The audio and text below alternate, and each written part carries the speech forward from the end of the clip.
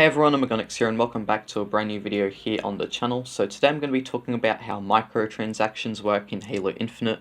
So as we all know, Halo 5 had the requisition packs in which you got cosmetics, power weapons and vehicles in them, as well as some boosters and stuff like that as well. Honestly, it is pretty pay to win, especially when you get the power weapons and vehicles and stuff. It gives you a much unfair advantage over other players who might not have any of that. And for that to be like that, it's just unfair. So how will microtransactions work in Halo Infinite? Will they be like a loot box type system like in Halo 5 where you just buy a bronze, silver or gold rec pack and you get a random amount of items with it with random rarities like uncommon, common, rare, stuff like that? Would it be like that in Halo Infinite? Well, today I'm going to be talking about that and we're going to find out. So here on this article, Halo Infinite Dev sets the record straight on microtransactions and loot boxes. So how about we give this a read? When Halo Infinite releases sometime during fall 2021 via the Xbox One, Xbox Series X, Xbox Series S and PC, its multiplayer will be free. And like every free-to-play game, Halo Infinite's multiplayer will have microtransactions.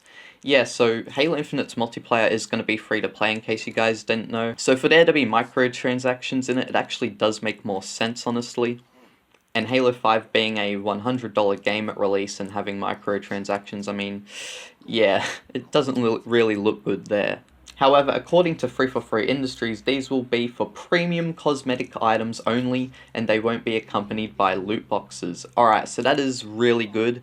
Now, I'm pretty sure I've actually talked about this before too. I said hopefully in Halo Infinite's multiplayer there won't be anything like rec packs. I hope it's just cosmetics and stuff.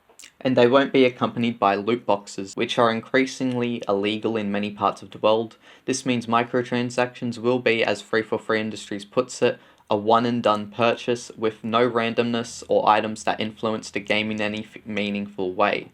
Alright, so that is good. So Free have basically confirmed there that there's going to be no pay-to-win elements in Halo Infinite when it comes to its microtransactions, at least.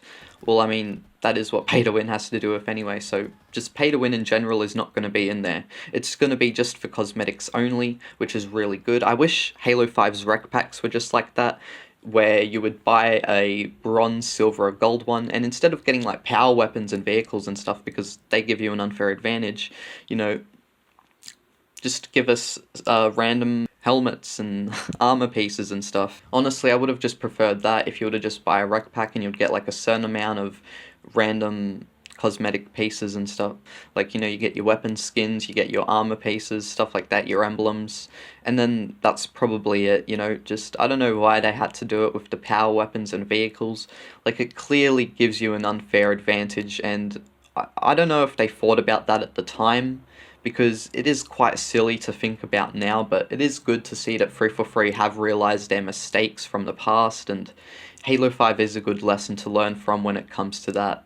In the modern day, if microtransactions are limited to just cosmetic items and no loot boxes are involved, you won't find many complaining. Now that is true. There isn't many people complaining about games that just have cosmetic purchasables. I mean, yeah, people have complained about Fortnite and its V-Bucks before. I mean, even I have. But that's only really because of certain other reasons, not because it's pay to win or anything. It's a completely different reason. I can't really get across why. I think it more just has to do with because of the psychology behind making you feel like you're beneath everyone because you have the default skin sort of thing. And I was criticizing it because of that, and it gives kids that mentality that they're just lesser than others if they don't buy the new skin or the new weapon skin, stuff like that. But yeah, honestly, I know I've said it already, but it is good that Halo Infinite is going to be avoiding the pay-to-win route like they went with Halo 5. However, if there's no adequate way for cosmetic items to be grinded, it can cause a bit of an uproar. That said, addressing these concerns ahead of time, Free Industries promises players will have plenty of options to earn cosmetic items just by playing the game. Yes, being free to play does mean that there will be some premium cosmetics, but players will still obtain tons of customization content through things like playing campaign, challenges, skills, special events, legacy rewards such as the Halo 5 SR-152 reward, the progress system, and more. said Christopher Bloom, the game's lead progression designer. So Halo Infinite is going to have a good progression system probably, so you'll be able to earn cosmetics and stuff for Halo Infinite's campaign as well, which will be pretty cool. It'll be cool to see how that plays out, what they mean by that. And yeah, I do think it is going to be a pretty even system. I do think they've probably got it all worked out now, and hopefully this year-long delay has sort of helped with figuring out more to do with that as well. For now, it remains to be seen if 343 Industries can strike the delicate balance between a rewarding progression system and a structure that encourages players to spend money. And of course, to achieve both of these things, you have to have worthwhile cosmetics. Taking to this, 343 Industries teases that it knows it needs to keep fan service and fan favorites in mind. I mean, Fortnite's done pretty well when it comes to its cosmetic items. Maybe Halo Infinite, if it done something similar to Fortnite, how it presented its cosmetics and stuff, I don't know, maybe that could help. But overall, I am excited to see how that sort of system does work. We want everyone to build their dream Spartan, said Ryan Paradis, the game's design director. We are always looking for more ways to customize in-game personas and give the players options. My team knows that our long-term players have favorites that they love and may have for 2 decades. We want to make sure that Halo Infinite players will be able to get their old favorites as well as their new favorites at launch and as we expand over the months post-launch. So what I'm guessing what they mean by that is like, you know George's armor, what we saw before in that last video I did? Well, yeah, that sort of thing.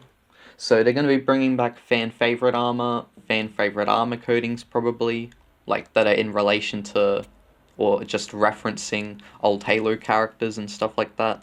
Now, I don't really agree with what he said here, saying we are always looking for more ways to customize in-game personas. I mean, what about in Halo 5? There was barely any options to be able to customize your Spartan. All you got was like the torso and legs and arms option, which was all joints, like in the body. You couldn't even select all that individually. It was all joint in the body, so you had your helmet and your body that you could choose from. Sorry if I sounded aggressive there, it's just that like I sounded like I was saying you could do the arms, legs and torso individually. No, they're all grouped together in the body section. You can't even do them individually. All you can change, right, is your helmet and your Spartan's body overall. So that means it's arms, legs and body all together at once. You can't even do it individually, which is just crap. You can do your visor though, and honestly the armor and stuff doesn't look too bad in Halo 5, but I really do hope that the Halo Infinite customization is a big improvement over Halo 5's, because Halo 5's, yeah, it was quite bland, so to say. Halo Infinite is set to release worldwide sometime next fall, blah blah blah, and we already know that. So anyways guys, that is the end of this video. If you did enjoy, be sure to like, comment and subscribe for more. What are your thoughts on Halo Infinite's microtransactions and how it's just going to be cosmetic based? Do you think that's a good idea? And Halo 5's rec system, just, yeah, it's not a good idea, especially since it's pay to win, and you yourself might not really think about it too much, but I mean, when you think about it, it's pay to win for sure, and especially when you yourself are in that sort of situation where you've got no rec points to buy rec packs or anything, or vehicles or power weapons, you know, when you yourself are like in that position, you'll realize like, yeah, this is pay to win. So anyways guys, that is the end of this video. Be sure to like, comment and subscribe for more, and I'll see you all soon. Bye bye.